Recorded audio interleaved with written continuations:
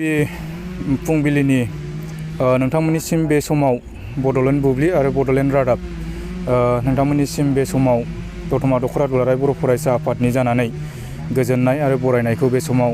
जासिहरबाय। जे दतमा दख'र दुलाराय बर' फरायसा आफादा जे 39थि बोसोरसालिया जथुम्मा आरो लोगोसेयै जे सनाथि मायथाइ फोरबो फालिनाय बे फालिनाय हाबाफारिखौ दतमा गोजौसिन फरायसालिनि गेलेग्रा गेवलां फोथाराव सानथामनि हाबाफारि लानानै दिनैनिफ्राय जागायनानै 2, 3 आरो 4 अक्ट'सिम जोङो जे हाबाफारि जे सनाथि मायथाइ फोरबो फालिनाय बे हाबाफारिखौ जोङो गाजा गोमजायै जोङो गुबुन गुबुन हाबाफारिनि लानानै जोङो गेलेनाय, हारिमु, राव, थुनलाइ गासिबो बिथिंखौ लानानै जोङो बेहाय जौगानायनि जे हाबाफारि बे हाबाफारिखौ जोङो लानाय जादों। आरो बेजों लोगोसे दतमा दख'र दुलाराय बर' फरायसा आफादा जे डेलिगेट सेसन जे थान्दै जथुम बे थान्दै जथुमनि गेजेरजों दतमा दख'र दुलाराय बर' फरायसा आफादा दतमानि बे ओनसोलनि जौगानायनि थाखाय गुबुन गुबुन बिथिंखौ लानानै जोङो बे जे डेलिगेट जे सेसन जागोन बे सेसनाव जोङो गोबां हाबाफारिखौ जोङो लानो थाखाय बे समाव आवगायदों। जे जोंनि माखासे स्टेन्डिं जे इस्युसफोर जोङो बेखौ लानानै जोङो बेहाय सावरायनो थाखाय थागथियारि जादों। आरो बेजों लोगोसे गेलेनायखौ लानानै जोङो गेलेनायखौ जौगाहोनायनि नोजोरजों जोङो जे माखासे जोङो बेहाय थांखि लागोन। आरो बेजों लोगोसे जोङो माखासे जोंनि जे दख'रानि सिङाव जे माखासे समस्याफोर जादों जे फरायसालिनि आरो फोरोंगिरिनि आरो गोबां जोंनि ओनसोलाव जेफोर फरायसालिनि जेफोर फरायसाफोरनि जेफोर जेंना बे जेंनाफोरखौ लानानै जोङो गोथौयै सावरायलायनायनि गेजेरजों मोनसे डिसिसन लानो थाखाय बेहाय जोङो खामानि मावनो थाखाय बेहाय थांखि लादों। आरो बेजों लोगोसे राव हारिमुनि थाखाय जोङो जौगानायनि थाखाय जोङो हाबाफारिखौ लागोन। आरो बेजों लोगोसे जोंनि जे बे ओनसोलनि जे जौगानायनि थाखाय फारफ्रोमबो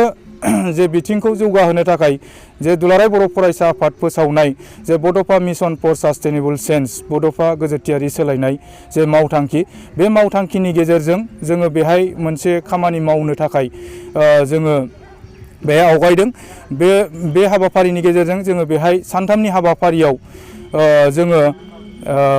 मोननै रोखोमनि जोङो सेमिनार लानाय जादों। मोननै हाबाफारि जोङो सावरायनाय लानाय जादों। बेहाय मोनसेया जादों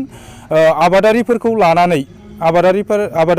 लानानै जोङो बेहाय मोनसे आबादारिफोरखौ जौगाहोनायजों लोगोसे जोंनि रांखान्थि समाजखान्थि फारफ्रोमबो बिथिंखौ जौगाहोनायनि थाखाय आबादारिफोरखौ लानानै जोङो मोनसे सावरायनाय हाबाफारि जोङो लादों। आरो बेजों लोगोसे जोङो फरायसाफोरनि जे आथिखालनि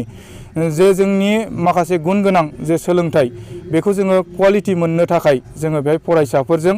जोङो माखासे फुंखा सुबुं जोङो लाबोनानै बेहाय सावरायनो थाखाय जोङो मोनसे सेमिनार लानाय जादों। आरो बेबायदिनो जोंनि जे हाबाफारि बेहाय गेलेनाय, थुनलाइयारि बादायनाय आरो हारिमु गोबां जोङो बेहाय हाबाफारि लादों सानथामनि गेजेराव आङो बेखौनो खावलायनो लुगैदों बे बड'लेण्ड रादाब आरो बड'लेण्ड बुब्लि रादाबनि गेजेरजों आङो बेखौनो रायजो राजाफोरखौ खावलायनो लुगैदों जे दिनैहाय जे दतमा दख'र दुलाराय बर' फरायसा आफादनि जे गल्डेन जुबिलि बे गल्डेन जुबिलियाव जाहाथे बयबो रायजो राजाफ्रा आरो फरायसाफ्रा जाहाथे लोब लोबै बेहाय खुनु माबा मोनसे डिफारेन्स बा राजखान्थि बा गुबुन गुबुन बेबायदि डिफारेन्स लालायाबासिनो जोंनो बेहाय बयबो रायजो राजाफ्रा लैहोर लैहोर फैनानै बाहागो लाफैगोन। लाफैनो थाखाय आं बे समाव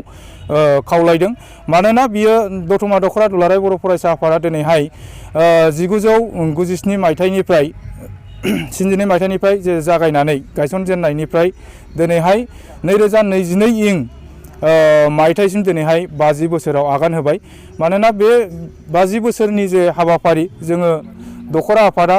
गायसनजेननायनिफ्राय जायफोर दैदेनगिरिफोर आफादगिरि नेहाथारि आरो गुबुन गुबुन दैदेनगिरि बिथांमोनखौ जोङो बेहाय मोनसे सनमान होनाय बा बरायनाय मान बावनाय हाबाफारि जोङो बेखौ लानाय जादों। दा बेहाय जोङो जोंनि दैदेनगिरिफोरनिफ्राय जोङो मोजां मोनसे मेसेज आरो जोङो माखासे मावलांबावनांगौ खामानिफोरखौ जोङो मावलांनो आरो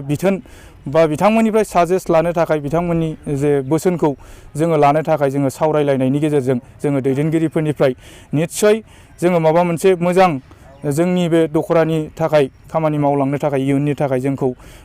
मोनसे फोरोंलांगोन आरो जोंखौ साजेस्ट खालामलांगोन। दा ओंखायनो आङो बे समाव साफ्रोमबो रायजो राजाफोरखौ जाहाथे लैहोर लैहोर फैनानै बे सानथामनि हाबाफारियाव बाहागो लाफैयो आरो जोंनि जे गेवलां मेलनि जे गाहाय आलासि बियो दुलाराय बर' फरायसा आफादनि आफादगिरि सार दिपेन बर' सारा बे जोंनि जे गेवलां मेल बे गेवलां मेलाव बाहागो लाफैगोन।